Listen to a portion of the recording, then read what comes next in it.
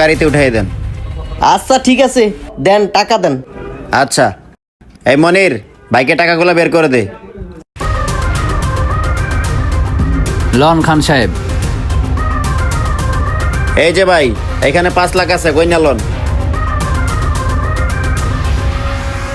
আচ্ছা ঠিক আছে ভাই, আপনারা যান, আমি গরু গাড়িতে উঠাই দিচ্ছি। আচ্ছা ঠিক আছে, এই মনির চল।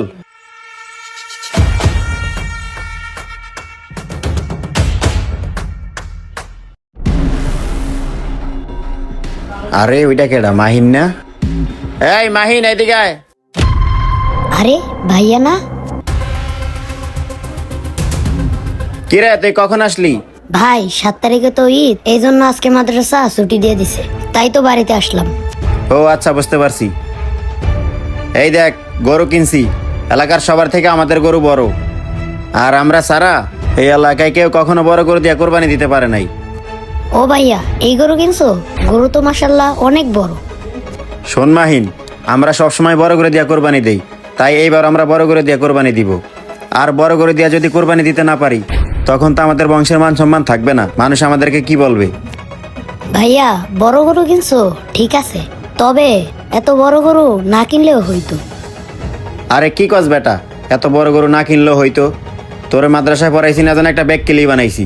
শোন, আমাদের বংশের একটা ঐতিহ্য আছে, আমরা যদি বড় করে দিয়ে কোরবানি না দেই, তাহলে কি আমাদের মান সম্মান থাকবে? আচ্ছা ভাইয়া, তোমাকে একটা কথা জিজ্ঞেস করি। হ্যাঁ কর। আচ্ছা ভাইয়া, কোরবানি মানুষ কিসের জন্য দেয়? কেন?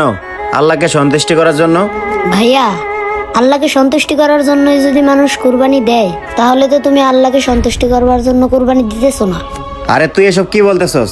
আমি তো আল্লাহকে সন্তুষ্ট করার জন্যই কোরবানি দিতেছি। ভাইয়া, তুমি যদি আল্লাহকে সন্তুষ্টি করার জন্যই কুরবানি দাও, তাহলে এটা কেন বলো ছোট গরু কুরবানি দিলে মানুষ কি বলবে?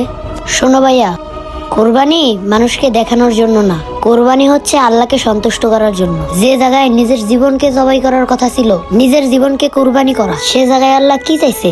একটা দুম্বা, নয়তো একটা গরু, নয়তো একটা ছাগল। এখন যদি তুমি মানুষকে দেখানোর জন্যই কুরবানি দেও, তাহলে তো আল্লাহর রাস্তায় তোমার কুরবানিটা কবুল হচ্ছে না, কারণ তুমি তো মানুষকে দেখানোর জন্যই কুরবানি দিচ্ছ, আল্লাহকে সন্তুষ্ট করার জন্য না। শোনো ভাইয়া, তোমাকে আরেকটা কথা বলি, আল্লাহর কাছে বড় গরু বেশি গোস্ত যায় না, আল্লাহর কাছে যায় শুধু মানুষের সহি নিয়তটা। তাই আমাদের সকলেরই উচিত বড় গরু আর বেশি গোস্ত না দেখে সহি নিয়তে আল্লাহর রাস্তায় কুরবানি করা। আর আমাদের সকলেরই উচিত যতটুক সামর্থ্য আছে ততটুক দিয়েই কুরবানি করা, হোক না সেটা ছোট গরু নয়তো ছাগল। কি বলছি বুঝতে পারছো ভাইয়া? তুমি থাকো তোমার বড় গরু নিয়ে, আমি যাই। এই মাহিন,